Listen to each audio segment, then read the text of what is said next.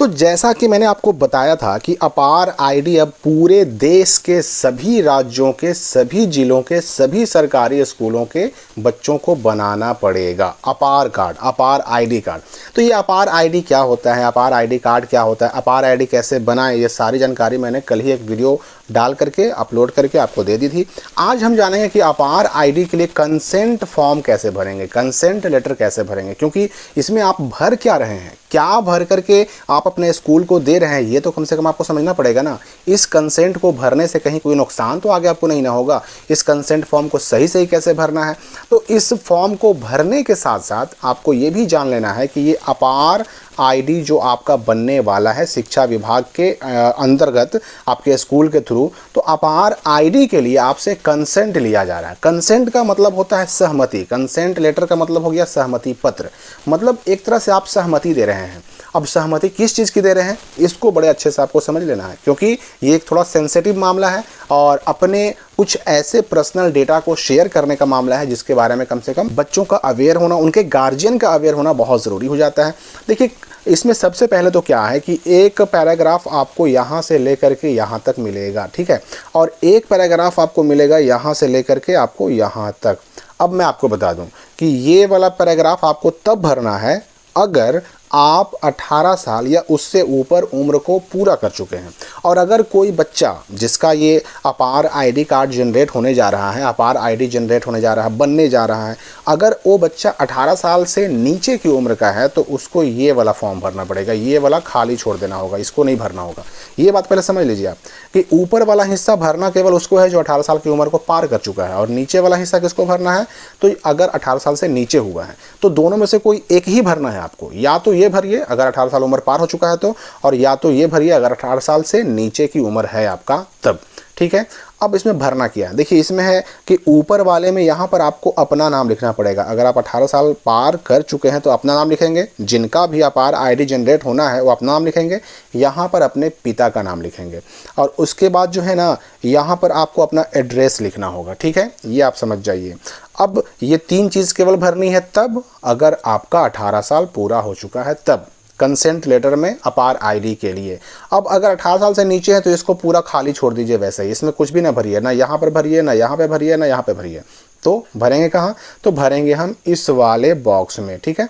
अब इसमें क्या भरेंगे, सबसे पहले यहाँ पर जो ये हिस्सा आपको दिखाई दे रहा है आई के बाद, तो यहाँ पर आपके गार्जियन माता या पिता अपना नाम लिखेंगे, और फिर उसके बाद यहाँ पर वो अपने पिता का या फिर माता का नाम लिखेंगे, ठीक है। आपका नाम अभी तक नहीं आया है, मतलब बच्चे का, जिस स्टूडेंट का अपार आईडी जनरेट होने जा रहा है, बनने जा रहा है, उसका अभी तक नाम नहीं आया। यहाँ पर गार्जियन का नाम, यानी यहाँ पे आपको गार्जियन का नाम लिखना है, यहाँ पर उस गार्जियन ने जो अपना नाम लिखा उनके माता या पिता का नाम लिखना है।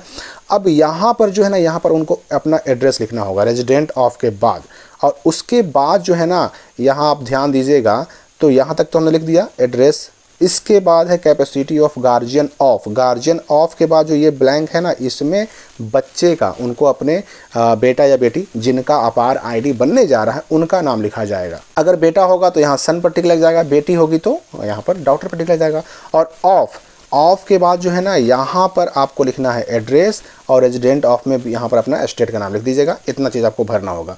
तो ये बात आप समझ गए। अब देखिए कि इसमें अपार आईडी में आप क्या आखिर शेयर करने जा रहे हैं। तो देखिए यहाँ पर लिखा हुआ है, I understand that my APAAR number may be used and share for limited purpose as per be notified by Ministry of Education from time to time for educational and relative activities. Further, I am also aware that my personal identifiable information, name, address, age, date of birth, gender and photograph, मतलब आप अपना नाम भी share कर रहे हैं, address भी, as भी, डेट ऑफ बर्थ भी, जेंडर भी और फोटोग्राफ, ये सब शेयर कर रहे हैं। और किस लिए, तो to be made available to entities engaged in various educational activities such as UDISE plus database, scholarships, maintenance, academic record, other stakeholders like educational institute and recruitment agencies.